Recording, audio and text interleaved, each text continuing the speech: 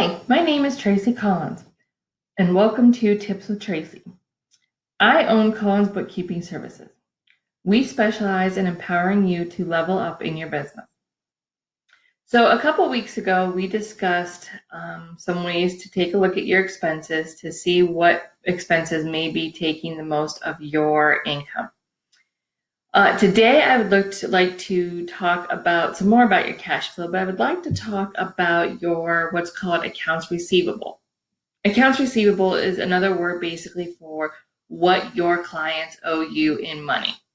Now, I know several of you usually get paid as you're on the job, but after you're done with the job. But many of you also may do that, but you also bill customers so they don't have to pay you right away for various reasons.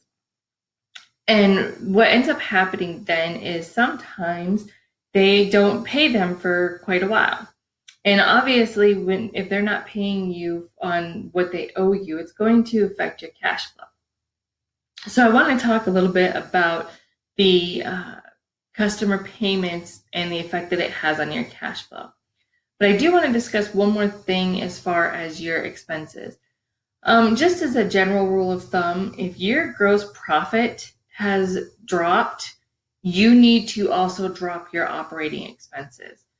It's not enough to just drop your cost of goods sold. You need to drop your operating expenses too.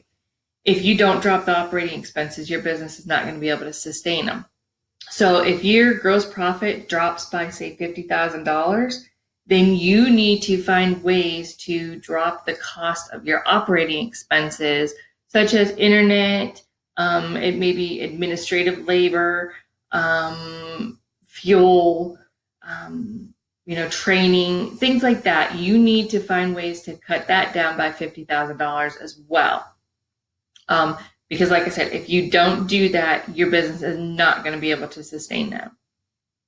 So, think about this. If you were an employee and you lost your job or you got a pay cut, you would need to stop eating out as much.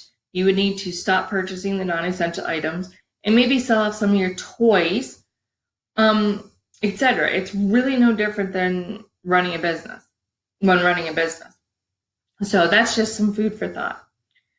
So back to cash flow. So one of the misconceptions about cash flow is, first of all, a lot of people think that if they have a positive net profit or net income, that their business is doing fine. And that's not always the case. Sometimes you can have a positive net profit, but yet you have a negative cash flow. And as we all know, cash is king. If you don't have the cash flow, you can't pay your bills. And if you can't pay your bills, then you're going to start having collectors, or you're going to have a hard time getting the items that you need, so on and so forth. So you really need to keep an eye on your cash flow along with your net profit. Now, one of the biggest misconceptions as far as getting an increased cash flow is that you need to get more sales to get an increased cash flow. And that's not always the case, because more sales does lead to more expenses. So let me go ahead, and I have this little handy dandy spreadsheet here that I just want to show you. So we went ahead and we put in, you have sales of $100,000. Your cost of goods sold was $35,000. So that would make your gross profit $65,000, obviously. And then we went ahead and we had to subtract the fixed costs from your gross profit. So that took you down to a net profit of $15,000. Now there is a little bit more to this, but I'm not going to go into that all right now. We're just going to assume that you have a total of $15,000 of cash flow, of cash on hand. Okay. Like I said, there's more to this. I'm not going to go into it. We're just going to make assumptions. So now take a look, and let's say you want to increase your sales by $50,000. So obviously go ahead, if you notice, it increases your cost of goods sold.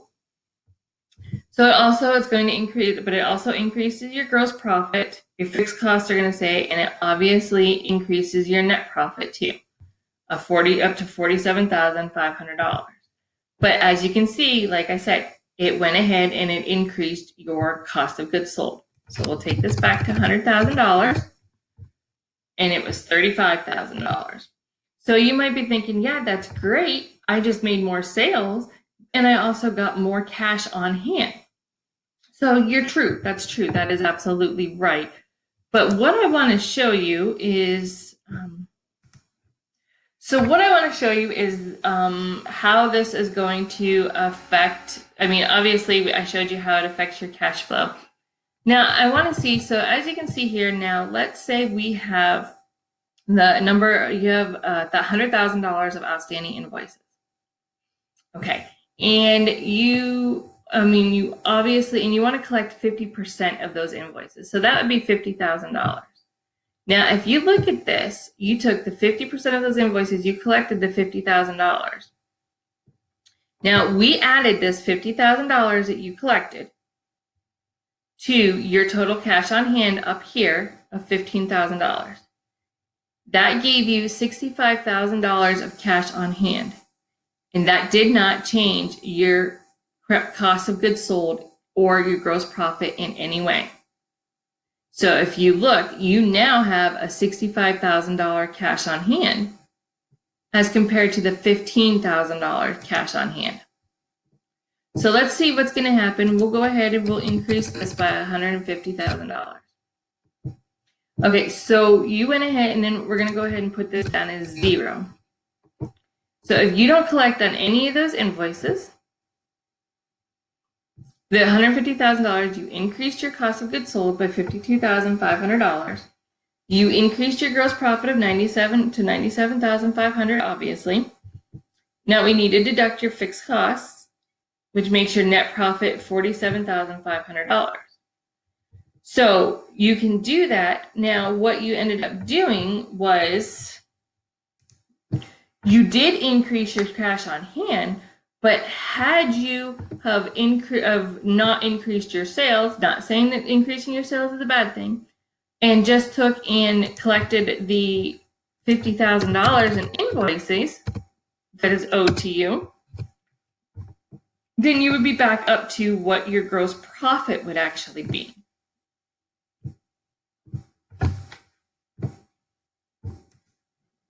Okay, so I hope I didn't make that totally confusing, because I might have actually confused myself a little bit too.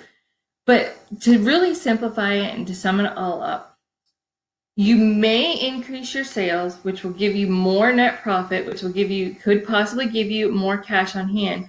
But if you still have several outstanding invoices, then just by collecting those invoices, you could increase your total cash on hand by however much money you collect of those invoices, and it doesn't cost you anything more, except for a little bit of time to contact these people who owe you the money that is rightfully yours because you did the work, and you can have a much higher, much more positive cash flow.